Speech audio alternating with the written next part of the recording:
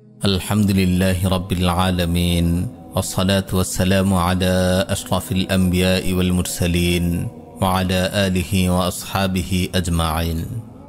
একজন মুমিন আল্লাহকে ভয় করে, এটাই মুমিনের চরিত্র, মুমিনের বৈশিষ্ট্য। আল্লাহকে ভয় করা অনেক বড় ইবাদত। আল্লাহকে ভয় করার মাধ্যমে বান্দার তাওহীদ পূর্ণতা পায়। আল্লাহর ভয়ের ঘাটতিতে তাওহীদের পূর্ণতায় ঘাটতি আসে। আল্লাহর ভয় মুমিনের অন্তরে তাকওয়ার সৃষ্টি করে। আল্লাহর ভয় মুমিনের মর্যাদা বৃদ্ধি করে। আল্লাহর ভয় মুমিনের জন্য জান্নাতের পথ সহজ করে দেয়। রব্বুল আলামিন কুরআনুল কারীমের বহু আয়াতে আমাদেরকে আদেশ করেছেন আমরা যেন তাকে ভয় করি। তিনি ইরশাদ করেন, ওয়া ইয়্যায়া ফারহাবুন, এবং তোমরা শুধু আমাকেই ভয় করো। ফালা তাখশাউন নাস ওয়াখশাউনি, অতএব তোমরা মানুষকে ভয় করো না, বরং আমাকে ভয় করো। সালফে সালিহিন তাদের জীবনে রবের ভয়কে খুব গুরুত্ব দিতেন। গুরুত্ব দিয়ে এটার উপর আমল করতেন। আবু সুলাইমান রাহিমাহুল্লাহ বলেন, মা ফারাকাল খাউফু কলবান ইল্লা খারিবা, যে অন্তরে আল্লাহর ভয় থাকবে না সে অন্তর বিরান বিধ্বস্ত হয়ে গেল।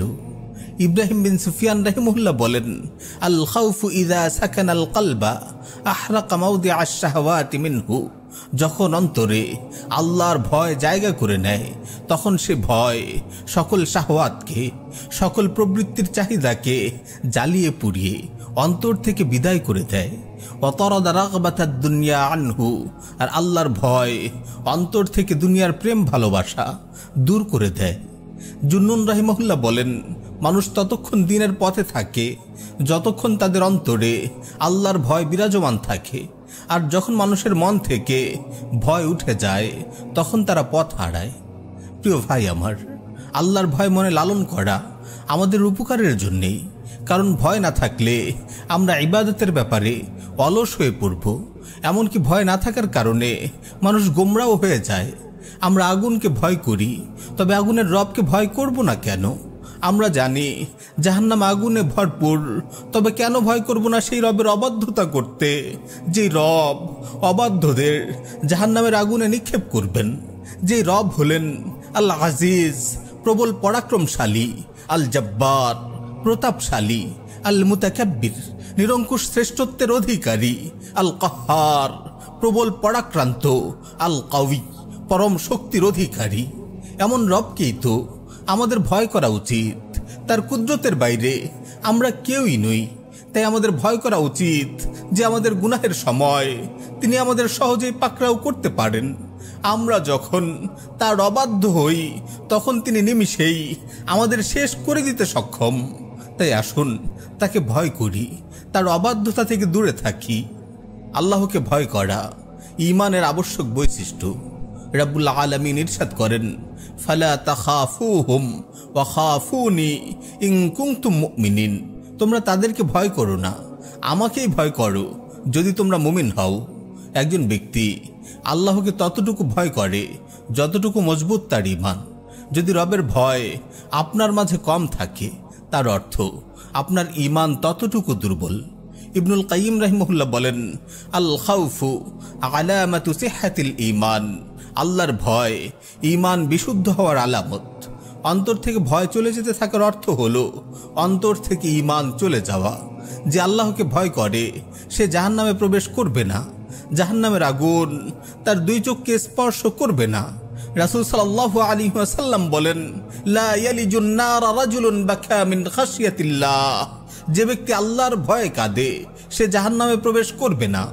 রাসূল সাল্লাল্লাহু আলাইহি ওয়াসাল্লাম আরো বলেন, আইনানে লা তামাসসুহুমান নার, আইনুন বাকাত মিন খাশিয়াতিল্লাহ ওয়া আইনুন বাতাত তাহরুসু ফি সাবিলিল্লাহ, এমন দুটি চোখকে কখনো আগুন স্পর্শ করবে না। প্রথমত এমন চোখ যে চোখ আল্লাহর ভয়ে ক্রন্দন করেছে, আর এমন চোখ যে চোখ জিহাদের পথে পাহারায় রাত জেগেছে।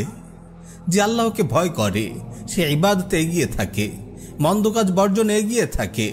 রাসূল সাল্লাল্লাহু আলাইহি ওয়াসাল্লাম বলেন, মান খাফা আদলাজা ওয়া মান আদলাজা বালাগাল মানজিল, যেজন শত্রুর ভয় করে সে রাতের শুরুতেই সফর শুরু করে দেয়, আর যে রাতের শুরুতেই সফর শুরু করে দেয় সে নিরাপদে গন্তব্যে পৌঁছে যায়। অর্থাৎ যেজন আল্লাহকে ভয় করে সে যেন এখনই রবের অবাধ্যতা ছেড়ে আনুগত্য অবলম্বন করে। রাতের শুরুতেই সফর শুরু করলে যেমন শত্রুর সকালবেলার আক্রমণ থেকে রক্ষা পাওয়া যায়, ঠিক তেমনি অবাধ্যতা ও গুনাহের জিন্দিগি ছেড়ে ন্যাকের পথ অবলম্বন করলে আখিরাতের আযাব থেকে মুক্তি পাওয়া যায়, জান্নাতের মালিক হওয়া যায়। যারা সত্যিকারের আলিম তারাই আল্লাহ তাআলাকে সবচেয়ে বেশি ভয় করে, কারণ যে জন আল্লাহ সম্পর্কে যত বেশি জানে তিনি তত বেশি পরিমাণে আল্লাহকে ভয় করে থাকে। রাব্বুল আলামিন ইরশাদ করেন, ইন্নামা ইয়াখশাল্লাহা মিন ইবাদিহিল উলামা, আল্লাহর বান্দাদের মধ্যে তারাই তাকে ভয় করে যারা জ্ঞানী। ফেরেশতাগণ যারা আল্লাহর অবাধ্যতা করে না কখনো, তারাও আল্লাহর বরত্ব ও শ্রেষ্ঠত্বের ভয়ে সদা কম্পিত থাকে। আল্লাহ সুবহানাহু ওয়া তাআলা বলেন, ওয়া হুম মিন খাশিয়াতিহি মুশফিকুন, তারা তার ভয় ও সম্মানে ভীত সন্ত্রস্ত। এই হচ্ছে ফেরেশতাদের অবস্থা, যারা কখনো গুনার কাজ করে না। অথচ অনেক মুসলিম গুনাহ করেও গুনাহকে কিছুই মনে করে না। প্রতিনিয়ত গুনাহ করে যাওয়া ও গুনার পরিণতি কি হবে এ নিয়ে তাদের কোনো ভ্রুক্ষেপ নেই। অথচ প্রকৃত মুমিন এমন নয়। যেমনি ইবনে মাসউদ রাদিয়াল্লাহু তাআলা আনহু বলেন, মুমিন যখন তার গুনাহ দেখে তখন সে নিজেকে মনে করে সে যেন একটা পাহাড়ের নিচে বসে আছে, যে কোনো সময় পাহাড়টি তার উপর ধসে পড়তে পারে আর সে পাহাড়ের নিচে চাপা পড়ে চূর্ণ বিচূর্ণ হয়ে যাবে। আর পাপী তার গুনাহকে মনে করে তার গুনাহ হলো নাকে বসা মাছির মতো, যখনই সে হাত ফিরিয়ে মাছি তাড়াবে তখনই মাছি উড়ে চলে যাবে। গুনাহকে এভাবে ছোট ও নগণ্য মনে করা বর্তমানে ভয়াবহ আকারে ছড়িয়ে পড়ছে। এমন মনোভাব মহামারীর মতো সবাইকে গ্রাস করছে। অথচ রাসূলুল্লাহ সাল্লাল্লাহু আলাইহি ওয়াসাল্লাম আমাদেরকে এমন হওয়া থেকে সতর্ক করেছেন। তিনি আমাদেরকে কাঁদতে বলেছেন, আল্লাহর ভয়কে অন্তরে লালন করতে বলেছেন। উকবা বিন আমির আল জুহানী রাদিয়াল্লাহু তাআলা আনহু বলেন, আমি বললাম, ইয়া রাসূলুল্লাহ, মুক্তি কোন পথে? তিনি ইরশাদ করলেন, আমসিক আলাইকা লিসানাক, তোমার জবানকে সংযত রাখো, ওয়াল ইয়াসাকা বাইতুক, ঘরে থাকার সময়কেও ইবাদতের কাজে লাগাও, ওয়াবকি আলা খাতিআতিক, তোমার গুনার জন্য লজ্জিত হও, সত্যিকার অর্থে লজ্জিত হয়ে কাঁদো, সত্যিকার তাওবা করো।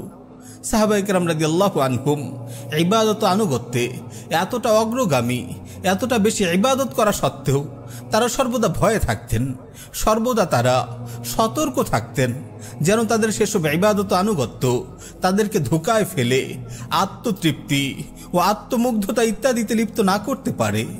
ওমর বিন খাত্তাব রাদিয়াল্লাহু আনহু এক রাতে তিনি মদিনায় বের হলেন টহল দেওয়ার জন্য। একজনের ঘরের পাশ দিয়ে যাওয়ার সময় শুনলেন সেই ব্যক্তিটি সালাতে তিলাওয়াত করছে। তিনি কিছুক্ষণের জন্য দাঁড়ালেন একটু তিলাওয়াত শুনবেন বলে। সালাতরত ব্যক্তি পড়ছিলেন ওয়াত্তুর, এভাবে পড়তে পড়তে তিনি এই আয়াত পড়লেন, ইন্না আযাবা রাব্বিকা লাওয়াকি' মা লাহু মিন দাফি', তোমার প্রতিপালকের আযাব অবশ্যই সংঘটিত হবে, তা কেউ প্রতিরোধ করতে পারবে না।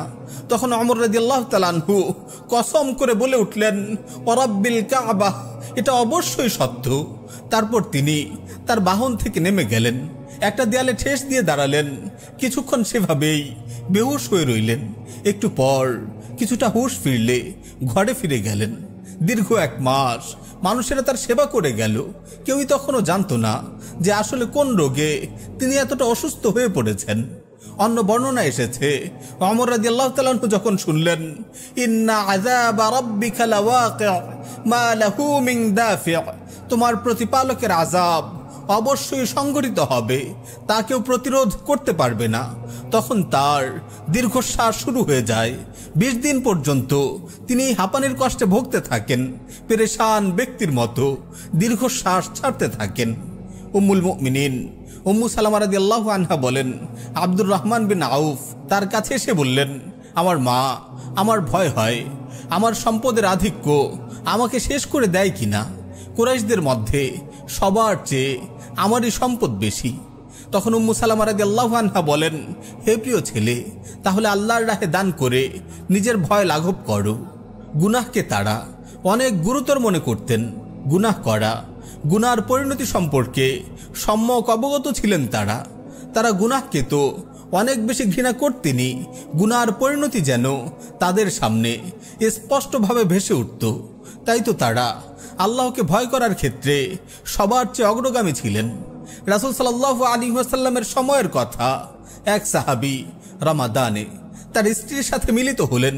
তারপর তিনি নিজেই অনুশোচনা করে বলেন, হালাকতু, হায় হায়, আমি তো ধ্বংস হয়ে গেলাম। অন্য রিওয়ায়াতে এসেছে, ইহতারাকতু, হায় আমার কি উপায়, আমার জন্য তো জাহান্নামের আগুনে পোড়া অনিবার্য হয়ে গেল। ইবনু সাদ বর্ণনা করেন মুসলিম বিন বশির থেকে, তিনি বলেন, আবু হুরায়রা রাদিয়াল্লাহু তাআলা আনহু তার ইন্তিকালের অসুস্থতার সময় কাঁদছিলেন। বলা হলো, আপনি কাঁদছেন কেন? আপনি তো আল্লাহর রাসূলের সাহাবী। আবু হুরায়রা রাদিয়াল্লাহু তাআলা আনহু বললেন, আমি তোমাদের দুনিয়া হারানোর কারণে কাঁদছি না, বরং আমি কাঁদছি কারণ আমার সফর অনেক দূরের, কিন্তু পাথেও সামান্য। আমি এমন একটা উঁচু স্থানে পৌঁছেছি যা ঢালুর দিকে নেমে গেছে, সেটা থেকে হয় জান্নাতের দিকে অথবা জাহান্নামের দিকে। আমি জানি না আমাকে কোথায় নিয়ে যাওয়া হবে। প্রিয় ভাই, আল্লাহর ভয় আযাব থেকে মুক্তি, আল্লাহর ভয় ঈমানের মজবুতি, আল্লাহর ভয় জান্নাতের পথ, আল্লাহর ভয় নিয়ামত প্রাপ্তির পথ। এক্ষেত্রে একটি বিষয় মনে রাখতে হবে, যে বিষয়ে হাফিজ ইবনে রজব রাহিমাহুল্লাহ বলেছেন, আল্লাহকে ভয় করতে হবে প্রকাশ্যে ও গোপনে, উভয় অবস্থায়। মানুষের মাঝে এমন অনেক মানুষ আছে যারা প্রকাশ্যে তো আল্লাহর ভয় অবলম্বন করে, সে অনুযায়ী কাজ করে, কিন্তু অপ্রকাশ্যে গোপনে তার ভয় কেন যেন হারিয়ে যায়। এমন হওয়া অনেক বড় বিপজ্জনক। তাই সাবধান হই। যারা গোপনেও আল্লাহকে ভয় করে, আল্লাহ তাদের প্রশংসা করেছেন। তিনি ইরশাদ করেন, আল্লাযীনা ইয়াখশাউনা রাব্বাহুম বিল গায়বি ওয়া হুম মিনাস সাআতি মুশফিকুন। মুত্তাকি তো তারাই যারা না দেখেই তাদের প্রতিপালককে ভয় করে, আর তারা কিয়ামত সম্পর্কে ভীত শঙ্কিত। রব্বুল আলামিন আরো ইরশাদ করেন, ইন্নাল্লাযীনা ইয়াখশাউনা রাব্বাহুম বিল গায়বি লাহুম মাগফিরাতুন ওয়া আজরুন কাবীর। যারা তাদের প্রতিপালককে না দেখেই ভয় করে, তাদের জন্য আছে ক্ষমা আর মহা পুরস্কার। আল্লাহ তাআলা বলেন, ওয়া আম্মা মান খাফা মাকামা রাব্বিহি ওয়া নাহান নাফসা আনিল হাওয়া। পক্ষান্তরে যে স্বীয় রবের সামনে উপস্থিত হওয়ার ভয় রাখে এবং কুপ্রবৃত্তি হতে নিজেকে বিরত রাখে, ফাইন্নাল জান্নাতা হিয়াল মাওয়া, জান্নাতই হবে তার বাসস্থান। আল্লাহ তাআলা আমাদেরকে সেই সব মুমিনদের অন্তর্ভুক্ত করুন যারা তাকে ভয় করে, প্রকাশ্যে অপ্রকাশ্যে তার ভয়ে ভীত থাকে। আমিন। ওয়া আখিরু দাওয়ানা আনিল হামদুলিল্লাহি রাব্বিল আলামিন।